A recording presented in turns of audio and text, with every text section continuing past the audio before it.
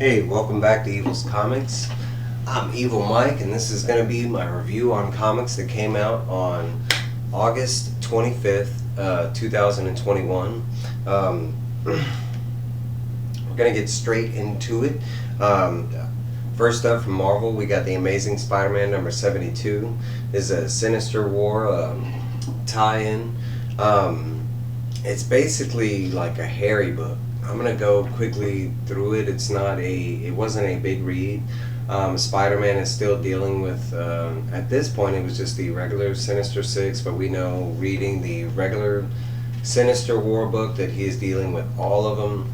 But specifically in this issue, it's just Doc Ock, Sandman, the regular Sinister Six. And nothing wrong with that. That's actually some of my favorite Sinister Six, but predominantly the issue is all about Norman and Harry, and we're finally getting closer to the reveal on who is I'm drawing a blank at his name. This guy, the Kindred or whoever he's supposed to be, and this long drawn out 72 issues into this run, and no one still knows who he is. It is heavily hinted that he is either Norman or Harry Osborn. Following the story, we already know that they have Harry's body in a morgue, and Harry is with this other girl that has been kidnapped by the Kindred. So they're trying to figure stuff out.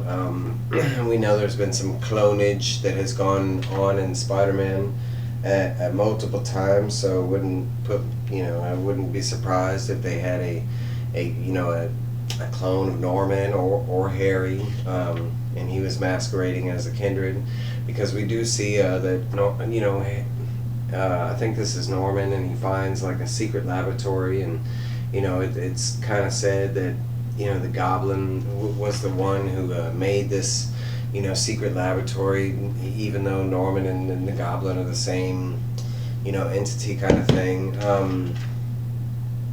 It kind of goes a little further, and they kind of go back to something that's been happening in Spider-Man for the longest time, but a lot of people have been hinting at this, but in fact it's Mephisto. Mephisto has made a deal basically about way back in the day with Norman, and it's kind of Mephisto coming to get what has been claimed. Supposedly it was his firstborn son, which we know is Harry.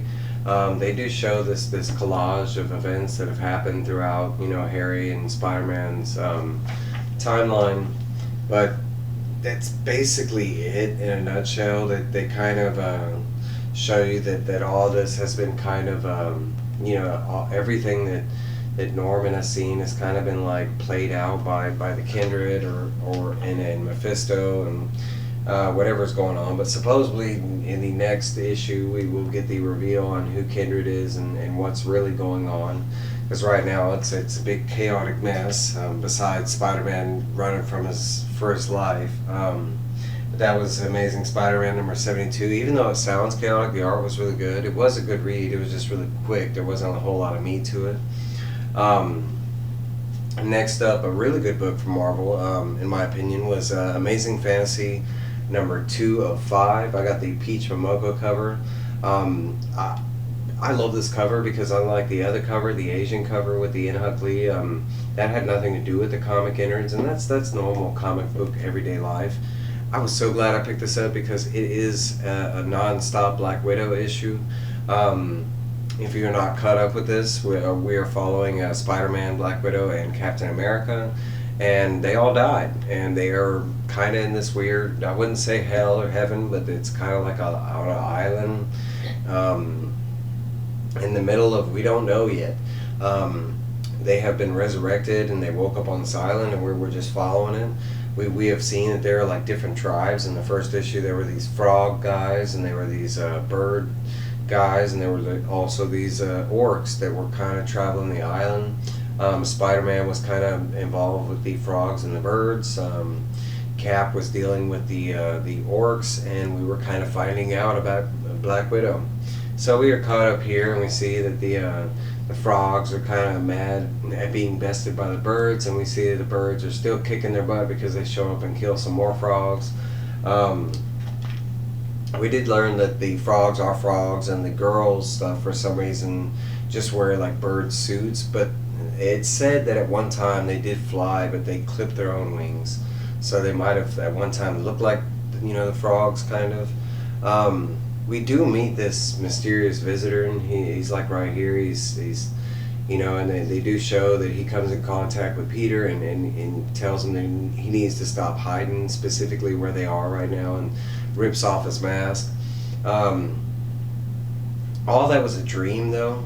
He does wake up, and he is back with Uncle Ben, which we found out he was the one who told Peter about what was going on. This whole kind of spiel, because there's like two things that happen here. One is this girl that Spider-Man gets to know a little more. I think her name is Kira, and she's one of the bird people. And then his conversation with Uncle Ben. Uncle Ben is just like he failed, and he's seen that Peter became Spider-Man and Spider-Man's legacy, and Ben kind of sees it as he failed. Like, he never wanted Peter to become the superhero or run around in a costume and put his life on the line. So he's kind of sad, and at the same time he really misses Aunt May, and the fact that he never got to see her again. They jut over to Captain America's storyline, and in the first issue, I'm pretty sure they do show it, but I didn't notice. But the girl and the kid that he saves, they are cat people. They were part of a cat tribe. So now we got the orcs, the cats, birds, and frogs. And we learned that the cat people, they have a tribe away from all the other tribes, and we meet the other girl that's part of the tribe, and she is kind of not so friendly towards Cap and the little boy. She's kind of mad that the little boy has come back. But we'll get to that in a second, because like I said, the majority of this book is Black Widow. She is being taken by the Centaur to this castle, and we found out that she is being made up and dressed to be the queen, and the king, shown here off in the distance, he believes it is the way to fix their world. All these tribes are fighting, and he is kind of tired of it, and he believes that they have this like shining hope. They will kind of band together and stop fighting. Black Widow is not for it. I mean, we all know her past, and she just believes that they grabbed the wrong girl. We jump back with Cap, and he is meeting the cat people, and we find out that there is one male, and they made a deal. The male made a deal with these orcs for the cat people to stay safe. They give all their males to the orcs, and the orcs eat the males, and the females are allowed to thrive, and they stay safe through the protection of the orcs. Cap is not for this. I mean, he hears this, and it doesn't even come fully out of this guy's mouth, and Cap just busts him a new grill, because we find out that the girl was originally going to take her son to the orcs, and that's when Captain America happened to come by and save her and stop that from happening. She kind of tells Cap that she was already having second guesses or second thoughts about that situation, and it was just like fate that happened, that Cap showed up to save her. The bird people right here, they kind of they go into what they need to do to kind of be successful on their island. They believe they need to fly again, and Spider-Man's like, well, how is that going to happen? You don't have any wings. And they go into this whole story about how they used to fly, and of course they had their wings clipped, and so they use dragons now. And this girl, she shows, oh, there's dragons, and we only got like a split second, so they go run at the dragons, and the girl actually misses. Spider-Man, being who he is, jumps into action, saves the girl, and swings around, lands on the dragon, and kind of explains that he might not have any wings, but he is very normal at the flying part. We do see that she takes it's kind of earlier in the comics, she did not like Spider-Man. She saw him as puny and weak, and we see here that she is taking a liking to him because he saved her. We go back to the cat storyline, and it is basically mentioned that they're going to have to fight the orcs, and Cap's all ready for that. And the Cap people kind of mention that they used to have weapons down in the tombs, and so they go into the tombs, and they do find a tomb. And what a tomb! There's a throne, and we see a cat person there, and we see that they are like 4 times the size of a normal person. Captain America realizes at this moment why the orcs have been, killing the males all along, because it's really that suppression type thing. They know if the cat males were allowed to roam free, that the orcs wouldn't be so plentiful, So we kind of see a scene with the Catmandu, the father of all the cats, and he's trying to make a deal with the orcs, telling them that he's going to do this and this, and he ends up giving up some more of his wives to the orcs for the deal.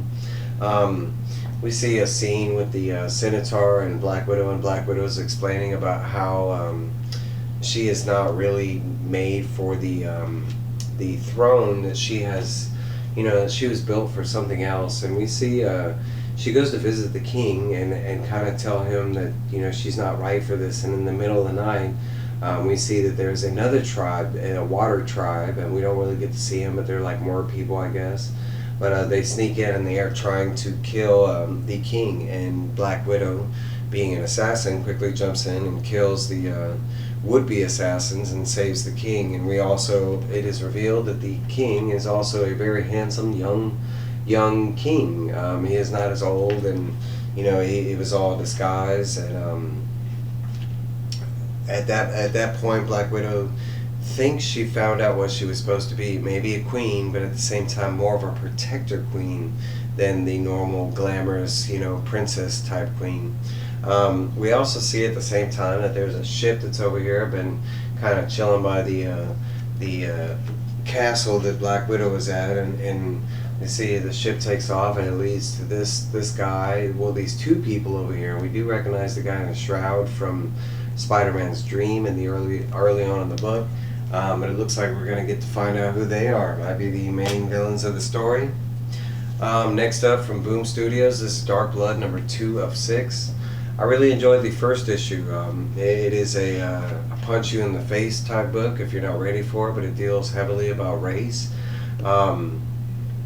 We are following this man, and we saw in the first issue that he does have powers. I'm bad with names for anybody that's curious, so I'm not going to get into his name unless I can read it real quick as we're going. But it's kind of more into his not really backstory. It's really like, I want to say it's a filler, but it's not a filler because it is continuing the story. But it's just more into his everyday life and what he's dealing with this scar thing that he's got on his back that gives him his powers. We see that he's still dealing with of course, the PTSD from war. He's having flashbacks. They go into 2 different moments in this guy's life, and it says 6 months, and I think the other one is like a couple months, but it says before the variants. The variants being something we don't know yet, because this is after he's already had his powers, because right here they already show his scars. And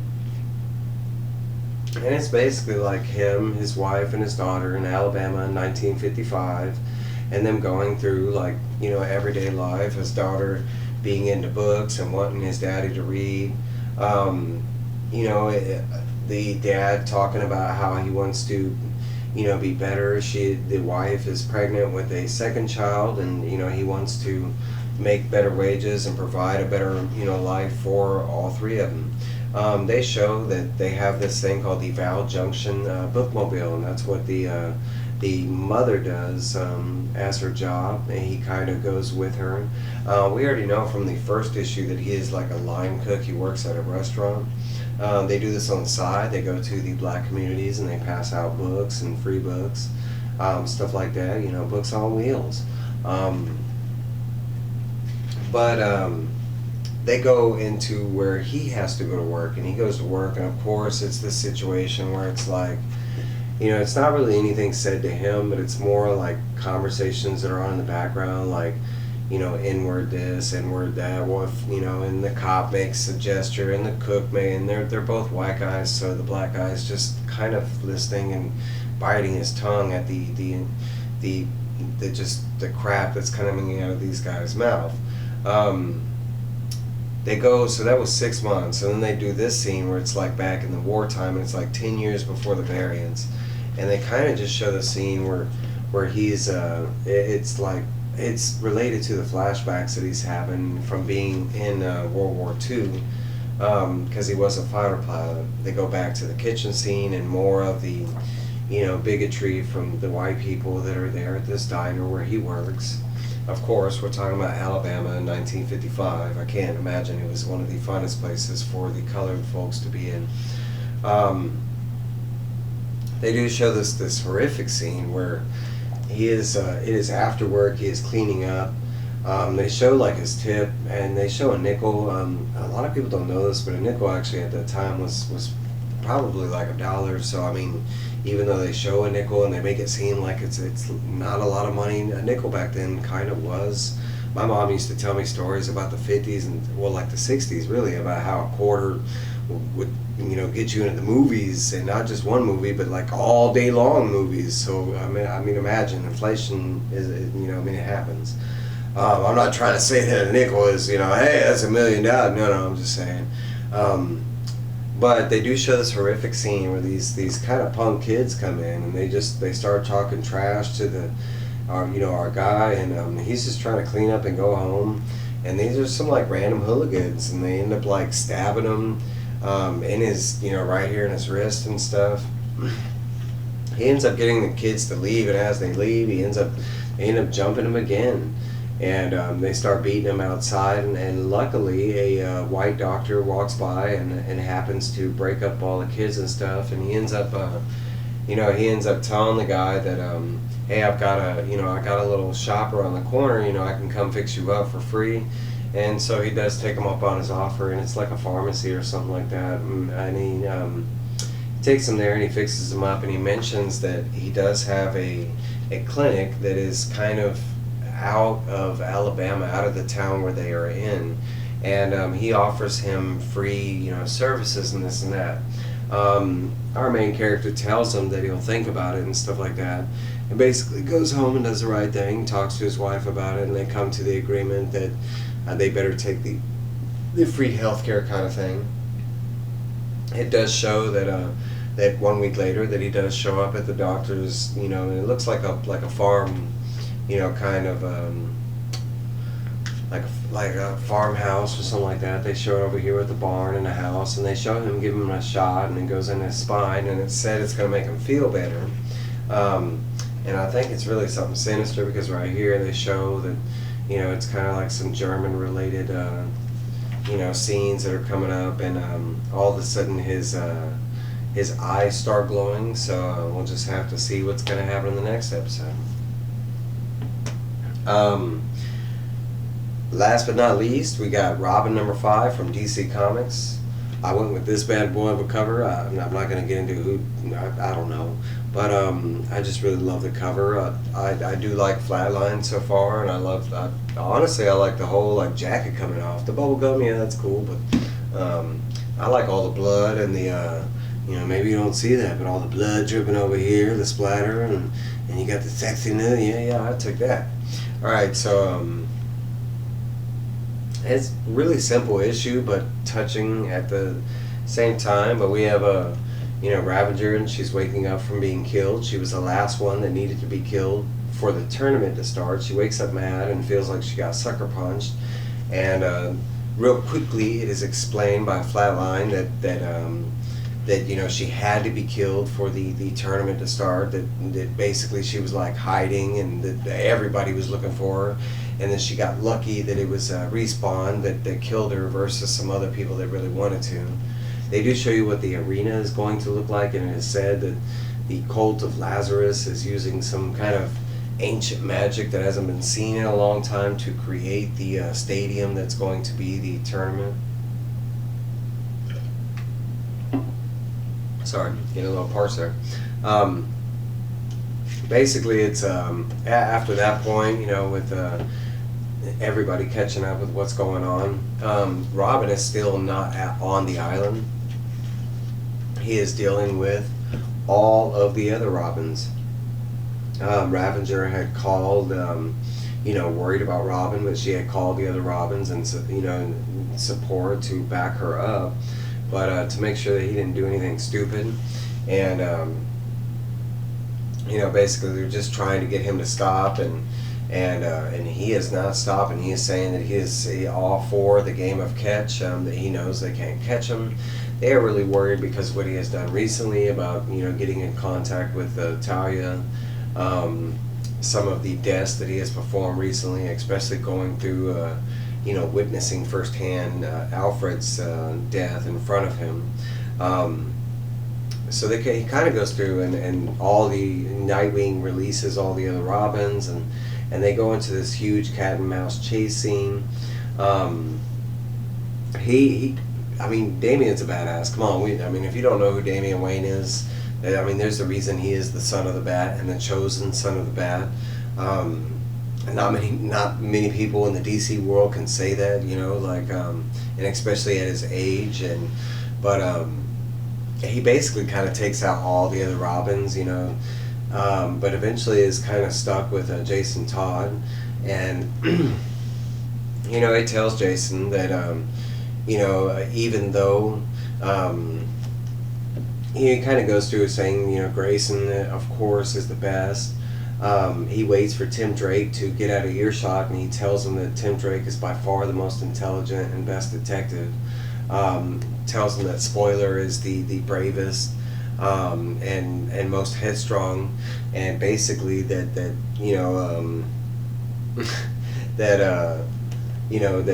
that Jason Todd is the most emotional, and of course he walks up and he gives him a hug. It throws off Red Hood. He was not Red Robin. He was not ready for that, and of course it was just a gimmick for Robin or Damian to zap the hell out of him. He takes off again, and of course, still not being caught, he needs to make it to a boat to get back to the island before he is recognized and eliminated out of the tournament. And I think, if I remember right, elimination out of the tournament is death in real life.